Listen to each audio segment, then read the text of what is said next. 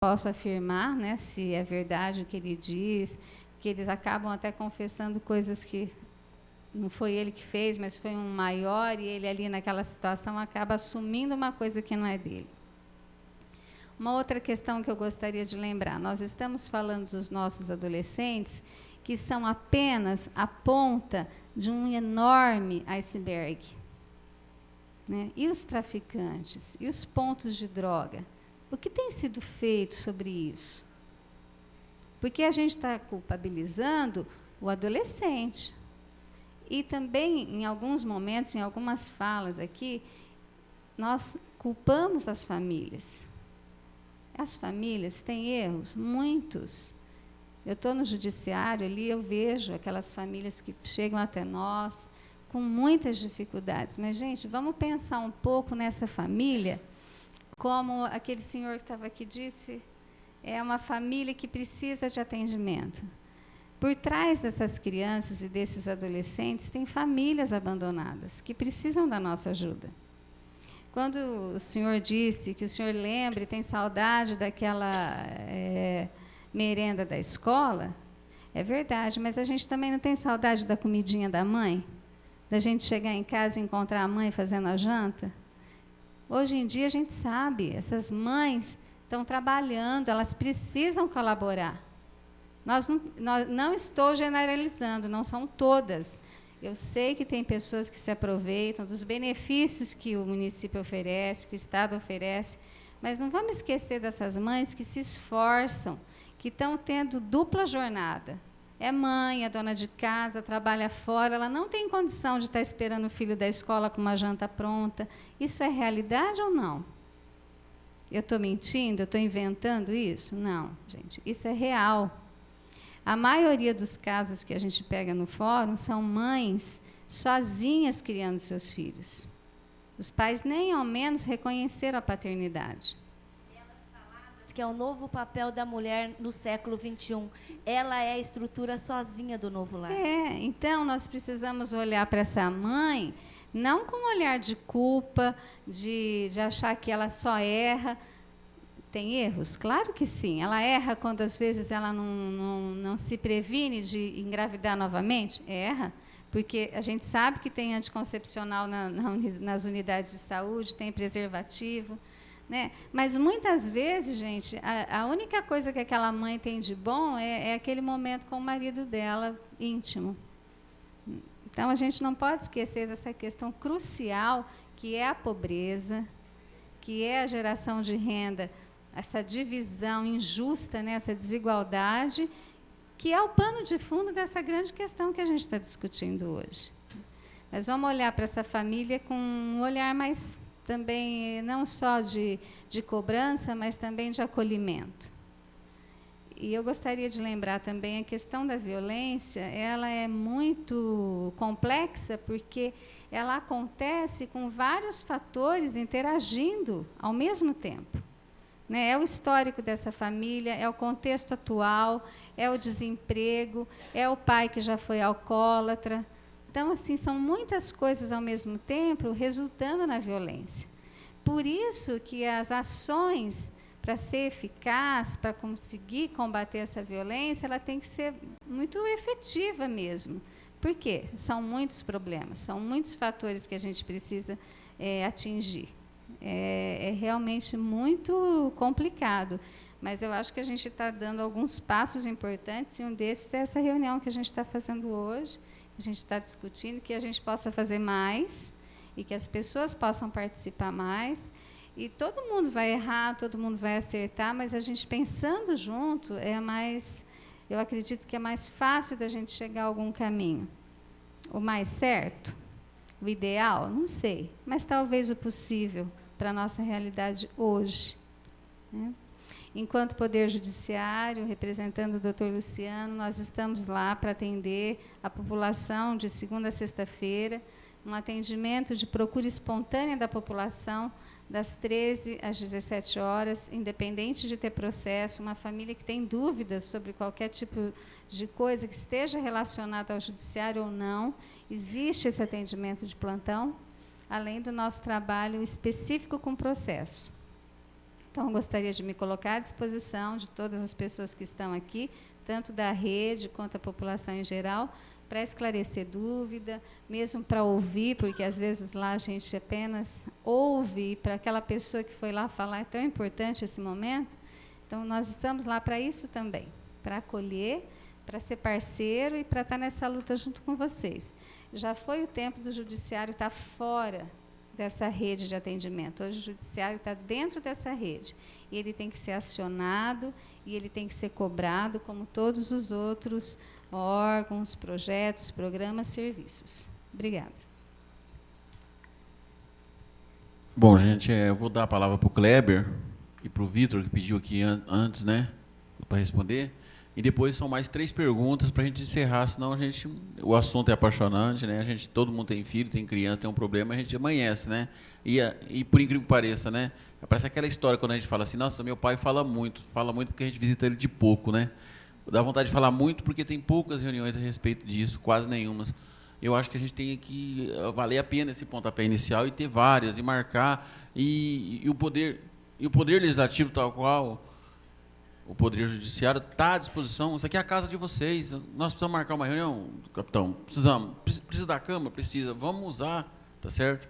Deixa eu passar primeiro, então, para o Kleber, depois para o Vitor, depois a gente passa as 3 perguntas, senão o pessoal não participa. Cipriano, não, só queria complementar o que você está falando. É só uma sugestão, como você pode estar articulando essa nova reunião para que cada instituição possa apresentar, porque às vezes ninguém sabe, como nós somos aqui inúmeras instituições, trazer, assim, para uma apresentação de 5 minutos, o que é que, por exemplo, eu vou dizer da minha instituição, o que é que a educação tem, que está fazendo em prol da criança ou adolescente, e aí, da mesma maneira, o desenvolvimento humano, a polícia, para que a gente possa se conhecer também. É só uma sugestão que você tenha a possibilidade de fomentar mais uma reunião e a gente pensando junto, é só isso. Pode deixar, nós vamos fazer assim. O Everton tem que viajar, né? Bitu? Ah, São Paulo. Pensei que era para o Bitu. Fundação Casa em Lins. Lins, na polícia, nós costumamos dizer que é local incerto e não sabido. Né? Tchau. Boa viagem, Everton. O Kleber. Hã?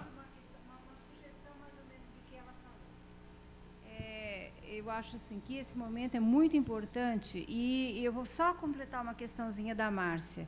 Quando a gente tinha um promotor, e aí eu te parabenizo por conta de ter pedido, né, que a gente tivesse promotor, é muito importante.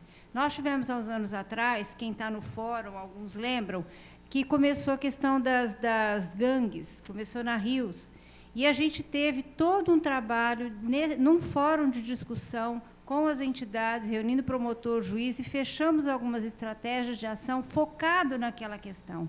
Então, a questão do promotor e juiz estar junto é fundamental. E outra coisa, eu acho assim, o tema violência e droga é muito extenso. Então, para a gente sentir que a caminhada assim, resultado na caminhada, talvez a gente tivesse que restringir um pouco. Né? Hoje a gente teve um bate-papo amplo, mas a gente ir passo a passo, porque senão a gente sente que a gente não caminha. E esse fórum de debate, eu acho que é fundamental, porque é onde cada um pode assumir qual que é a sua estratégia, qual que é a sua competência. Então, o primeiro passo seria realmente conhecer o que cada um faz, mas, para aprofundar um pouquinho, o que a gente quer, em espaços pequenos, fazer conjuntamente, dentro de cada um assumindo a sua competência, num plano mesmo integrado de ações. Tá? Eu vou solicitar uma nova e a gente dá essa ideia de cada um ter um tempo de apresentação de 5 minutos para que a gente possa ver as ações conjuntas. Aí a Paula Pode falar? Cipriano, uma situação, acho que importante também ressaltar, que o município tem o COMAD, né? O COMAD é o conselho ligado à Secretaria de Desenvolvimento Humano, na qual se discute. Eu já participei em 2 reuniões, ele é importante, acho interessante a gente convocá-lo nessa próxima reunião. As entidades têm se apresentado, mostrado os trabalhos, a gente até se surpreende com algumas atividades que são silenciosas, que são feitas. Inclusive, eu conheci mais ainda um pouco dos resultados do PROERD lá, que eu achei bacana. Eu queria só passar rapidamente, de forma objetiva, algumas ações que parecem invisíveis, mas que têm provocado algum tipo de efetividade. Porque a droga, os danos na questão da saúde e a dependência, ela tem vários níveis, faixas, tipos de dependência. Hoje, o município arca com recurso de 28 jovens, adolescentes e crianças internadas, né? Em clínicas de fora da cidade. Nós não temos clínicas na cidade que atendam adolescente e criança. Lembrando que também a Secretaria de Saúde compõe uma vigilância junto ao Estado. Nós temos, Barretos é uma das cidades que mais número de agentes participa daquelas rondas da vigilância em relação ao combate de venda de bebida alcoólica aos menores, né? Efetivamente, inclusive, a polícia tem participado em algumas ações. Nós tivemos 2 autuações, uma, só para vocês terem noção, fechado o bar, e nós temos uma multa recente aplicada de mais de R$70 mil, né? Assim, implacável, né? Esse combate está forte, o município tem feito um trabalho silencioso em relação a isso, no entanto, efetivo. Uma outra coisa também, nós fizemos um evento pontual, que era o Barretos contra as Drogas, que nós nos unimos para difundir a capacitação para que alguns profissionais da área de saúde, a promoção social e a educação percebessem sinais de drogadição, né? E como lidar com esses primeiros sinais com a visão de saúde, né? Então, nós fizemos, eu tenho que agradecer a promoção social e a educação, que participou efetivamente. Nós tivemos, inclusive, um problema com a educação, porque o número de vagas era um pouco menor da quantidade de professoras, né? Então, nós devemos, provavelmente, fazer um novo evento em relação a isso. Foi muito bom. Foram 312 pessoas capacitadas nessa primeira etapa. Dizer que ali naquela região do São Francisco, nós temos uma situação detectada no quadro de saúde de danos, em todos os sentidos, de mães dependentes que causam, em consequência da gestação, danos nas crianças que já nascem com sinais de abstinência, né? Então, assim, é um sinalzinho aí que eu estou dizendo. E nós fizemos uma parceria com o Amor Exigente. É rápido, Cipriano, acho que 30 segundos mais aí eu concluo.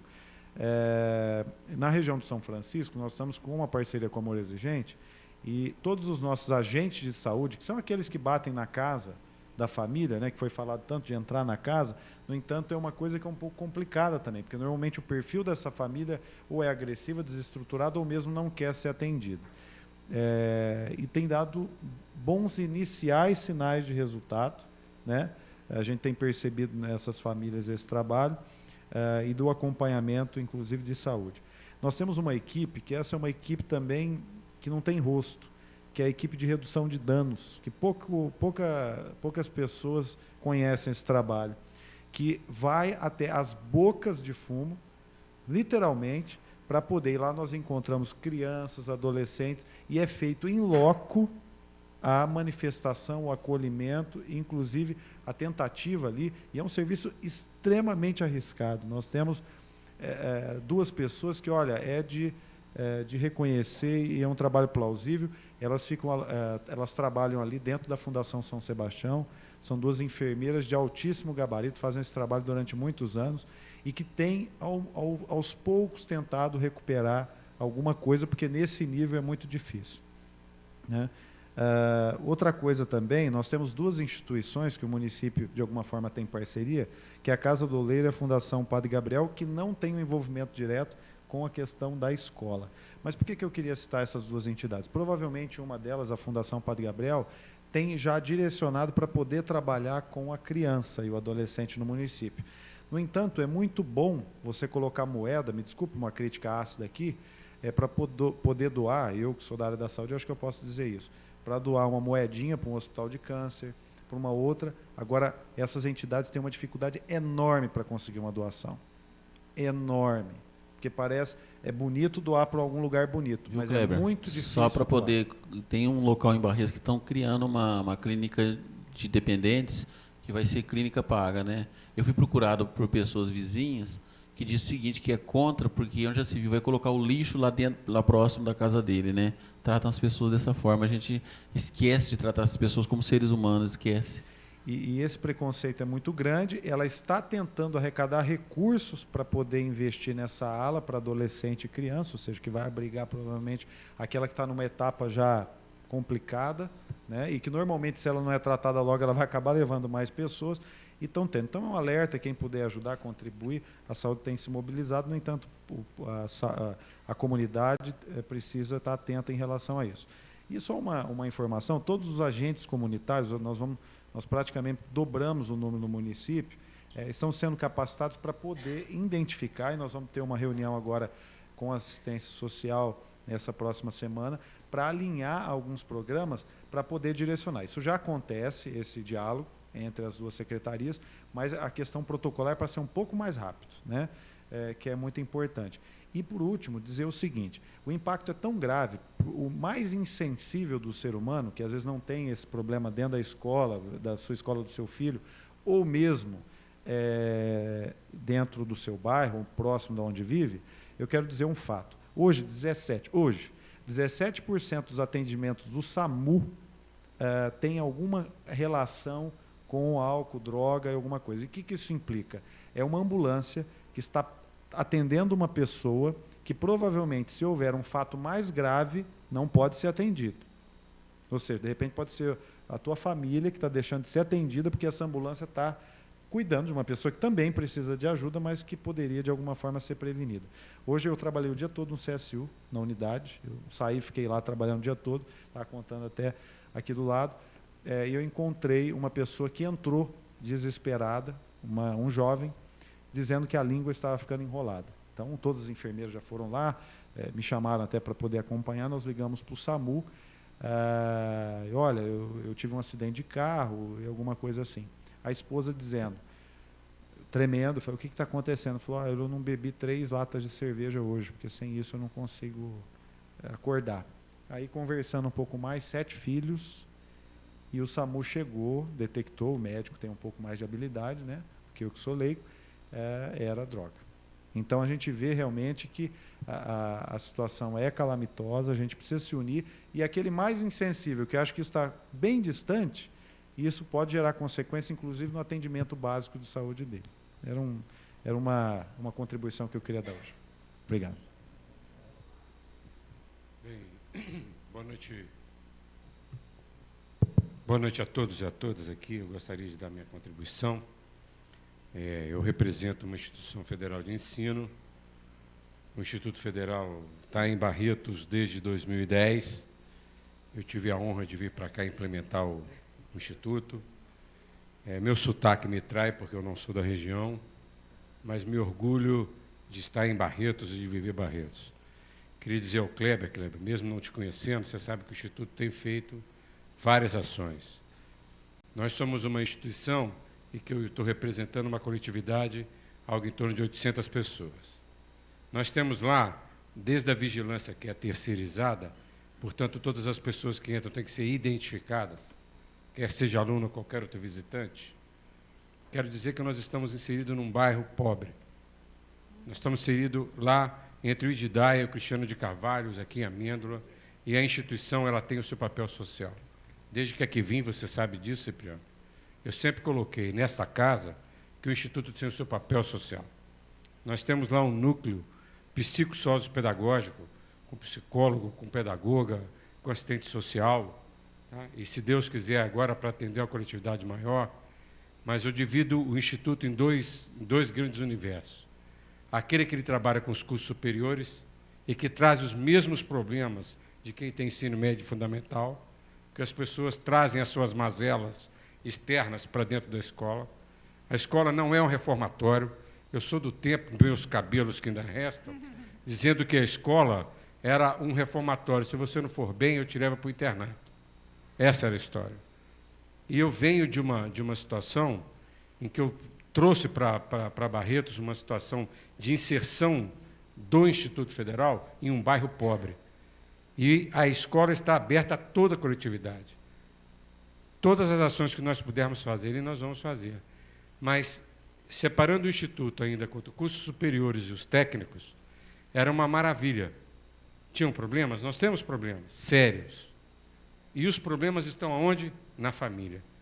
perdeu-se os valores, fragmentou-se exatamente o que a gente tinha de melhor, que era uma célula que era poderosa, que era o sustentáculo de tudo.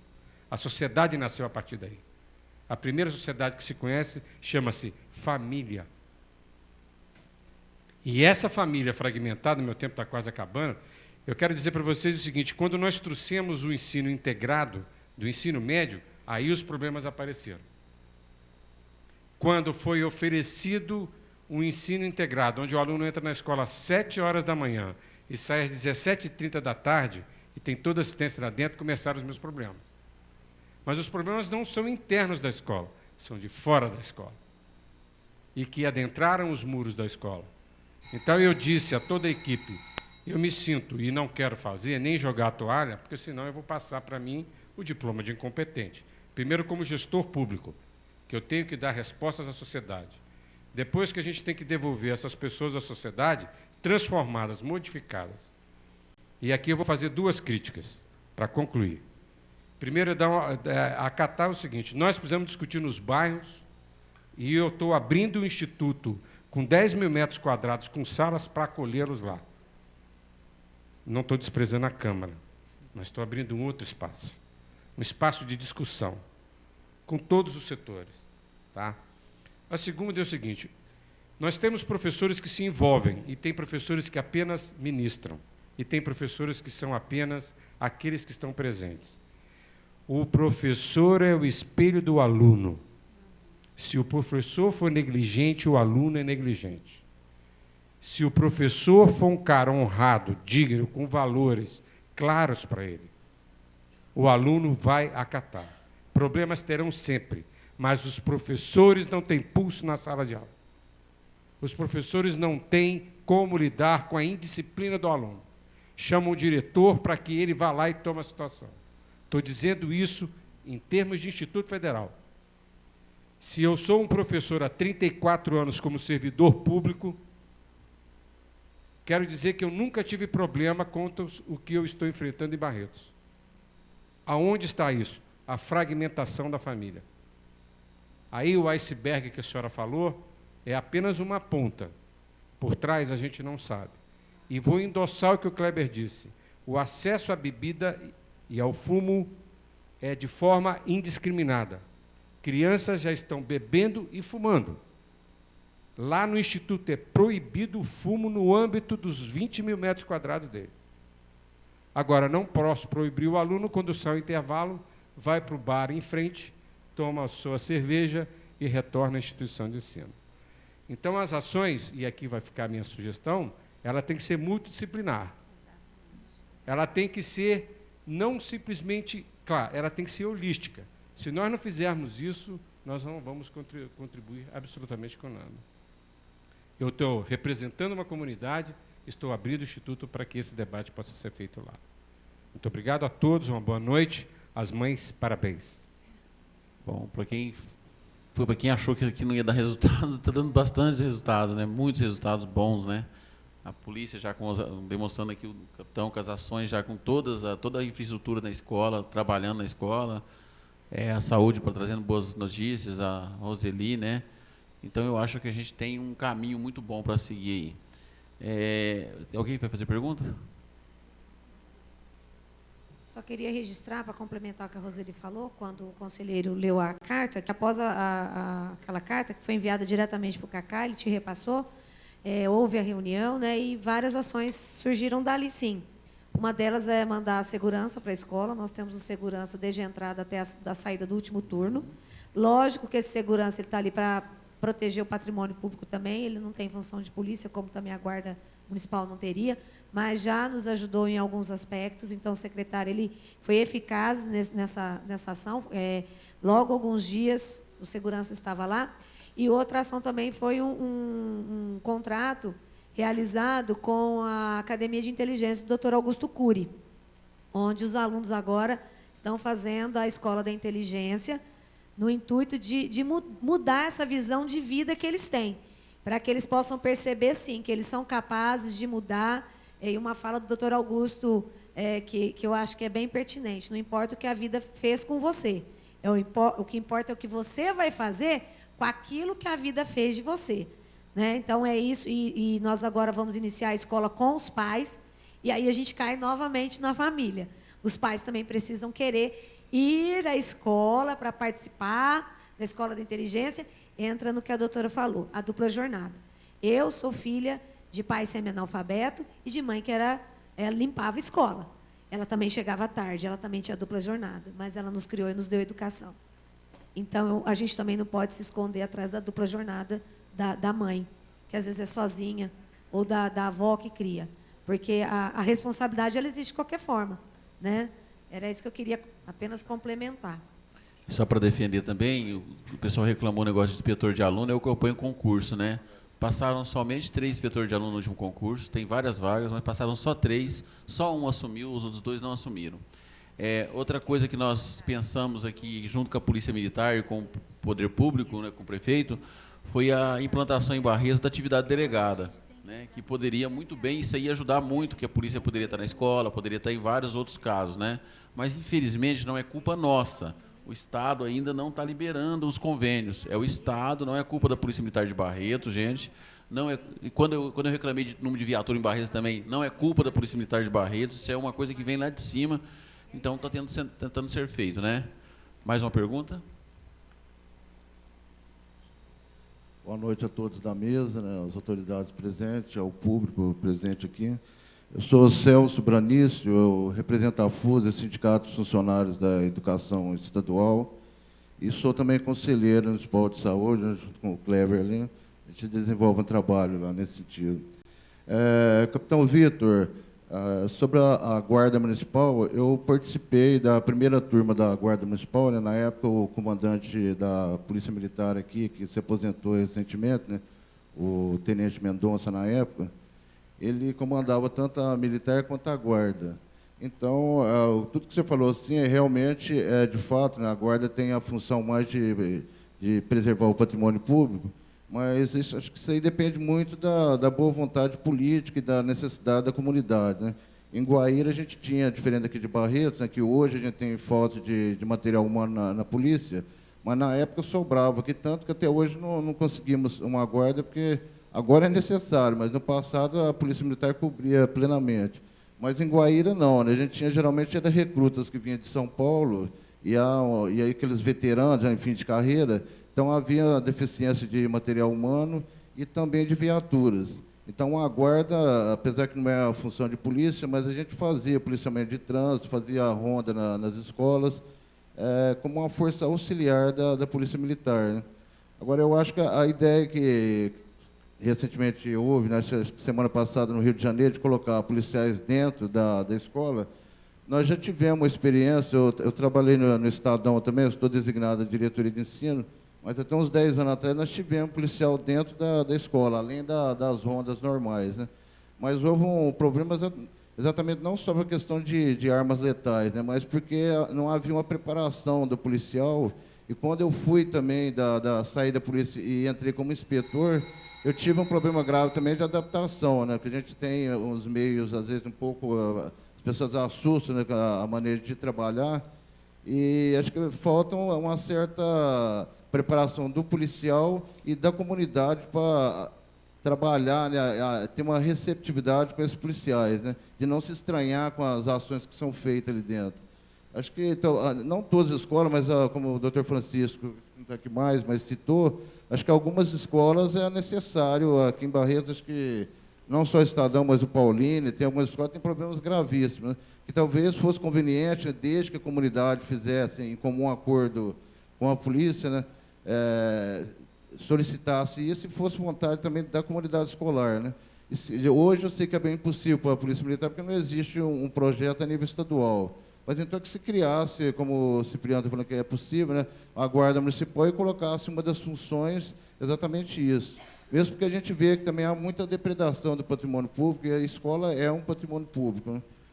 E um outro detalhe também, que na época, em 2007, quando eu ainda estava na escola, eu participei de uma rede, se eu não me engano, era sócio-assistencial, foi uma experiência feita pelo CRAS 2, que cobre ali a área do Alto Sumaré, o Derby Clube, né, o Bom Jesus, toda aquela região do Jockey ali, onde está inserida ali o Estadão, e aí todas as escolas desse perímetro e entidades que trabalhavam com crianças, então se reuniam, como a gente está fazendo aqui hoje, mas para trocar ideias.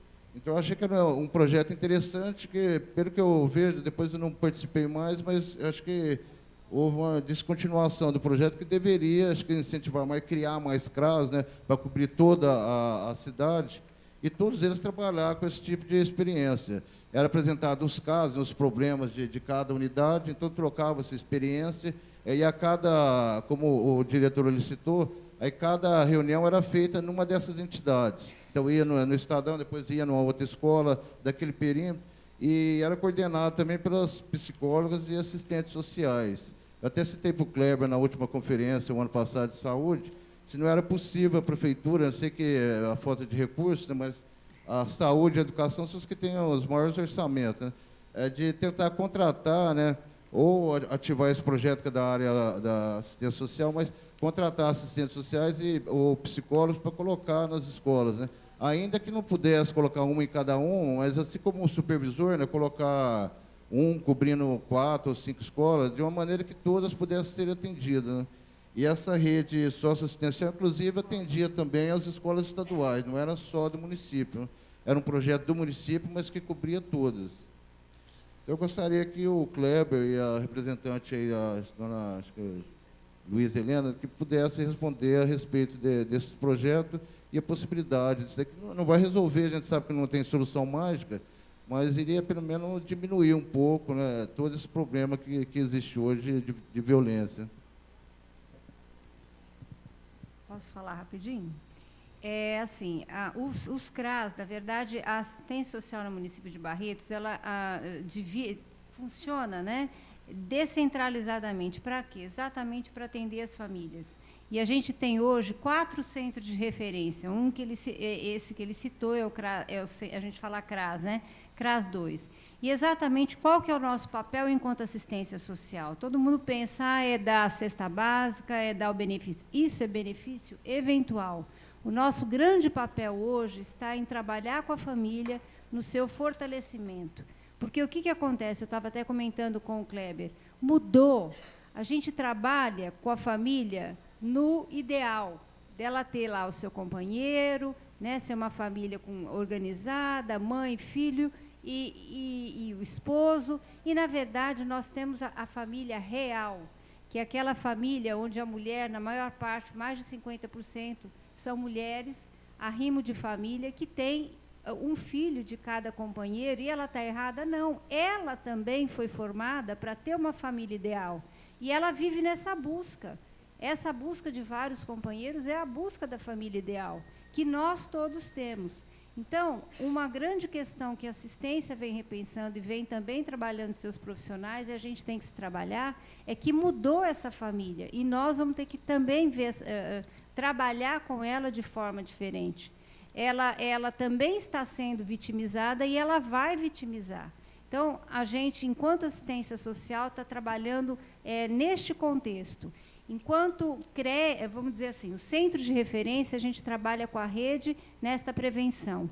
E quando está os riscos todos instalados nessa família, que é a droga, a vitimização, a violência mesmo instalada, aí a gente até tem uma profissional aqui, a gente tem o centro de referência especializado. É ele que é a porta de entrada para que a gente atenda, né, as famílias com problemas, e um deles é a questão da drogadição.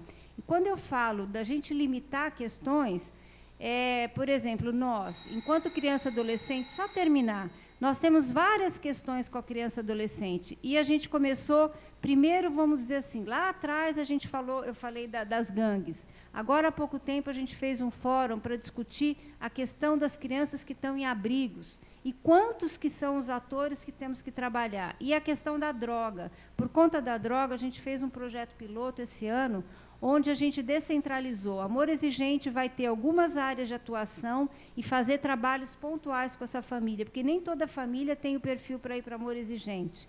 Fizemos uma parceria também com a Fundação Padre Gabriel, que tem também. E aí a gente tem o Sereia, que também é outra rede. Então, é fundamental que essas entidades estejam conosco, discutindo, porque são elas que recebem essas famílias no atendimento pontual. Então, eu vejo assim, foi muito bom esse espaço, mas acho que a gente pode trazer mesmo. E os conselhos são fundamentais, né? A gente deve trazer. Então, esse não é um projeto, né, que ele citou, mas é a atuação da assistência social nos territórios, para que seja mais fácil o acesso às famílias. Kleber. Celso, é pertinente o que você falou, até num levantamento que nós fizemos, a saúde, você sabe como conselheiro, ela é complexa na relação de financiamento. A saúde, contratar psicólogos e colocá-los nas escolas, fere a questão do financiamento, infelizmente, porque eu discordo. Né? Eu discordo dessa posição, mas é uma posição legal, nós temos que batalhar para mudar ela. No entanto, foi tomada uma decisão, nós estamos já com um núcleo de formação, onde, você sabe, naquele dia nós explicamos a questão da atenção básica, o município foi dividido em territórios de saúde. Então, o chefe, antigamente o que é líder do postinho, agora ele é chefe de território de saúde. Então, ele não olha para quem só entra ali dentro daquela unidade de saúde, ele olha sobre o território de saúde, toda aquela população. O que tem a ver isso? Nós estamos fazendo uma formação para os núcleos de terapia comunitária, que é onde nós vamos linkar com a assistência social e com as escolas, cada um desempenhando um papel com um pouquinho mais de profundidade. Só que esse treinamento, essa capacitação demora aí 120 dias, então não dá para iniciar agora, mas nos 14 territórios do município nós vamos ter, a não ser que alguém abandone o curso, a gente tem aí uma deficiência, mas nós vamos ativar essa terapia comunitária com a cobertura de psicólogos. No entanto, na contratação, só pode no ambulatório. Nós conseguimos aumentar, né, agora mais 2 psiquiatras e deve estar vindo mais 2 psicólogos para o ambulatório de saúde mental, né, para fazer a referência especializada daquele caso. Então, a dificuldade de colocar na escola é essa, só de financiamento. Agora, nós vamos ampliar bastante, porque aí, nessa interligação com a educação e com a assistência, cada um vai identificar o perfil e dentro da unidade básica de saúde as pessoas vão poder ter essa terapia comunitária, que não é terapêutica, mas é porta de entrada para identificar muita coisa. Muitas vezes até mesmo os primeiros sinais de drogadição, que aí, desculpa o tempo, referenciar para o CAPS-AD, ou seja, para não ter que internar. Internar é a última etapa, nós estamos gastando errado, nós estamos gastando na última etapa. E normalmente num processo onde dificilmente você consegue, pela felicidade de haver uma recuperação efetiva. Aí existem casos, mas a gente tem percebido, principalmente até no adolescente, que ele já chega, até pelo tipo de droga que tem sido usada, muito danosa, e ele já volta com a saúde completamente comprometida, inclusive a sua psique. De responder a pergunta do Celso, quando ele cita a educação e a saúde como os dois grandes orçamentos. Isso, nós vamos ter a fala rápida da Roseli e mais uma pergunta para terminar, tá, gente? Celso, eu só quero esclarecer a você que o dinheiro da educação, ele é engessado. A educação, o Cipriano sabe, que pleiteia há muito tempo a questão de fono, de assistente social, de psicólogo para a escola. Porém, o dinheiro da educação não pode ser destinado para a contratação desses prestadores de serviço, somente os que fazem parte do quadro do magistério. O Vitor está ali, ele sabe do quanto nós temos lutado por isso, não é, Vitor? Eu queria só aproveitar, então, que você me deu essa chance e dizer o seguinte, nós temos alguns problemas cruciais em relação à educação. Tá? E eu quero deixar também aqui uma ideia de que não pode ser reportado só a educação como se ela fosse a salvadora de toda essa situação. As visões têm que ser multidisciplinares, né? Eu defendo que a droga é um problema de saúde pública, tá, Cléber? Você pode até brigar comigo, mas a droga, para mim, é um problema de saúde pública, né? E hoje é uma pandemia, ela não é uma endemia nem uma epidemia, ela é uma pandemia. A porta de entrada é enorme, a porta de saída não tem. O êxtase causado por ela é fantástico, senão não teria álcool, bebida, etc, etc, etc. Então, eu quero dizer o seguinte, é muito importante isso. E aqui eu vou defender o professor. O professor, hoje, ele tem que dar aula em 4, 5 lugares para sobreviver, né? E isso a gente tem buscado. Quando eu digo que o Instituto tem um núcleo, ou um núcleo psicossociopedagógico, composto por várias pessoas, se nós pudéssemos montar um atendimento, a primeira pessoa que deveria ir para a escola não é o aluno, é a família. É a família, professor. É, a família. Ela deveria. Eu chamei os pais e disse o seguinte: o Instituto só está implantando o ensino integrado com parceria dos pais. Então, eu não tenho cliente dentro da escola, como nós sabemos, eu tenho parceiros. A escola precisa de parceria, como o judiciário precisa de parceria. Essa casa precisa de parceria. Todos nós precisamos de parceria, nós não vivemos sozinhos. Nós, sozinhos, não vamos fazer absolutamente nada. Isso só pode ser criado se todos nós nos unirmos. No seu conhecimento, na sua expertise, e principalmente saber o seguinte: tudo isso tem um custo. É muito mais caro tratar do que você realmente atuar na causa antes de você poder fazer, inclusive, a questão da prevenção. Há coisas distorcidas, mas o Instituto, junto com a Secretaria de Educação, com a Secretaria de Saúde, etc., tem feito as parcerias possíveis que a gente possa atender a todo mundo. Mas é enormes as dificuldades, por N razões. E os custos que a gente tem, só para fazer um juízo de valor, hoje um aluno do Instituto Federal custa R$6.000. Bom, gente, segundo consta, está encerradas as perguntas, não tem ninguém mais querendo perguntar. Eu gostaria, acima de tudo, de agradecer. Com certeza, a gente está saindo já com algum resultado aqui hoje. A gente está verificando que todo mundo mora no município, gosta do município.